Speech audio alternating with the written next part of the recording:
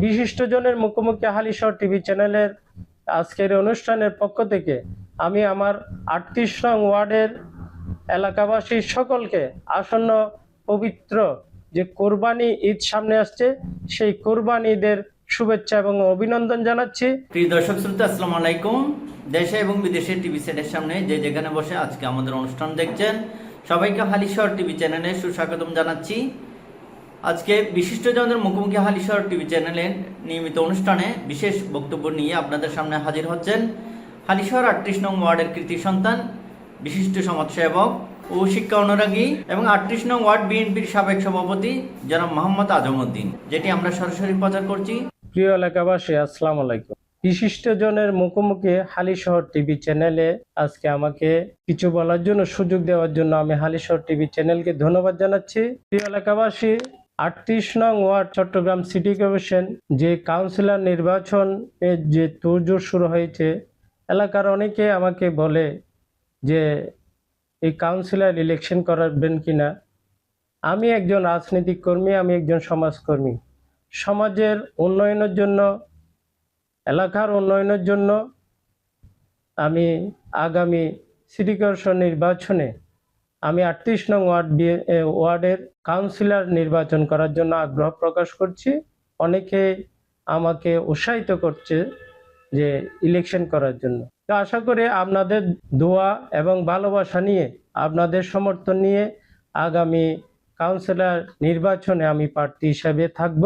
তো আপনাদের দোয়া এবং ভালোবাসা আশা করছি। ৩৮ নং ওয়ার্ডের যে সমস্যাগুলো আছে, যেমন জলবদ্ধতা, ড্রেনেজ ব্যবস্থার উন্নয়ন, রাস্তাঘাটের উন্নয়ন, অবকাঠামো উন্নয়ন এবং বিশেষ করে এলাকা যে মাদকের যে একটা প্রভাব বিস্তার করেছে সেটা নিয়ন্ত্রণ করা। কিশোর গ্যাং নামক একটা সন্ত্রাসী গোষ্ঠী যে তৈরি হয়েছিল গত ফ্যাসিস্ট সরকারের আমলে, সেটাকে নিয়ন্ত্রণ করে নিয়ে আসা, সেটা একটা বিরাট চ্যালেঞ্জ। আমি সেই চ্যালেঞ্জ গ্রহণ করার জন্য ৩৮ নং ওয়ার্ডের আগামী কাউন্সিলর নির্বাচনে আমি অংশগ্রহণ করতে চাই।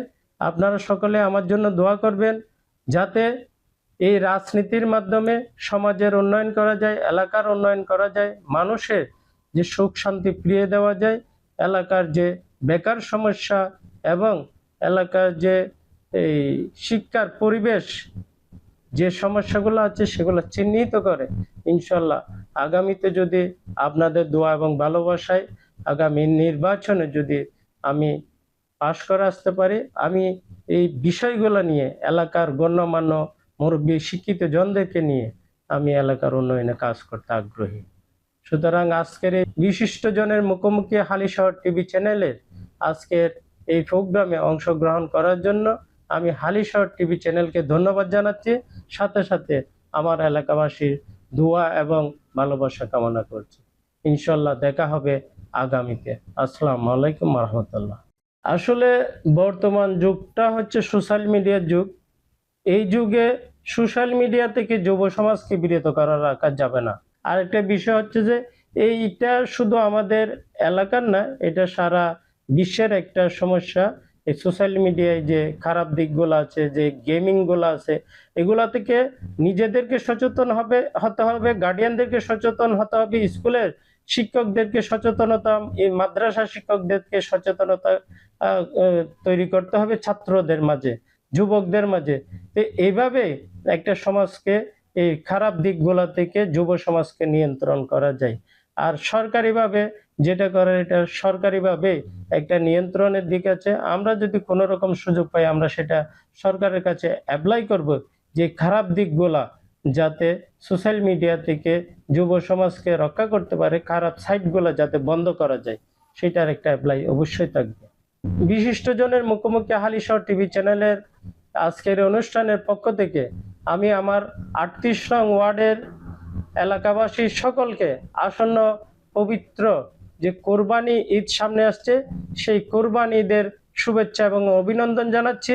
এবং কোরবানি যে আমাদের যে এই পবিত্র কোরবানিটা মুসলমানের যে ফার্স্ট ফরজের একটা, এই কোরবানিটা যেন আল্লাহ সুবহানাল্লাহ তাআলা যেন আমাদের প্রত্যেকের কোরবানি করে রব্বুল আলামিনের কাছে সেই দোয়া করছি। এবং জনগণের প্রতি আহ্বান থাকবে কোরবানির বর্জ্যটা আপনারা সাথে সাথে মাটি গর্ত করে এখানে পুঁতে ফেলবেন, অথবা একটা বস্তায় ভরে সিটি কর্পোরেশনের যে এই বর্জ্য সংগ্রহকারীরা আসবে তাদেরকে দিয়ে দেওয়ার জন্য, এবং কোথাও বর্জ্য পড়ে থাকলে সিটি কর্পোরেশনকে তাদের হটলাইন দেওয়া হবে, সে হটলাইনে অবহিত করলে সাথে সাথে সিটি কর্পোরেশন বর্জ্য অপসারণ করে নিয়ে যাবে।